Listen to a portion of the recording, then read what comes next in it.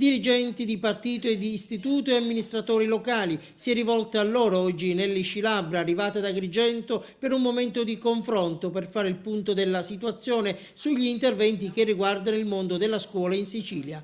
L'esponente del governo Crocetta, accolta nella sede provinciale del Partito Democratico, ha parlato quasi in sintonia con il governo Renzi di iniziative programmate dalla Regione in favore delle strutture scolastiche. Abbiamo sbloccato risorse e fatto anche nuovi bandi per un totale quasi di 230 milioni su sia interventi per l'edilizia scolastica ma anche l'edilizia universitaria. Ad invitare Scilabra a questo forum e partecipato è stato il segretario provinciale del PD di Agrigento. L'incontro di oggi serve intanto a stimolare i nostri amministratori, non solo i nostri, a cogliere al volo le nuove opportunità che ci sono a livello regionale e nazionale. La scuola per noi è fondamentale. E in tema di scuola, ma riguardo a nuove prospettive per i giovani, l'assessore regionale Scilabra ha annunciato l'istituzione in Sicilia dei politecnici.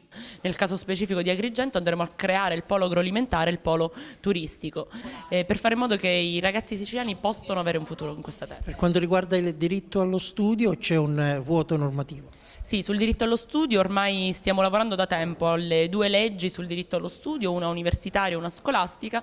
La legge sul diritto allo studio scolastico penso che verrà apportata in giunta nei prossimi 10 giorni. Ecco. Nel corso del suo intervento Nelly Scilabra ha poi inevitabilmente stretto l'obiettivo sul settore della formazione professionale e sulle PD il suo partito si è espressa così.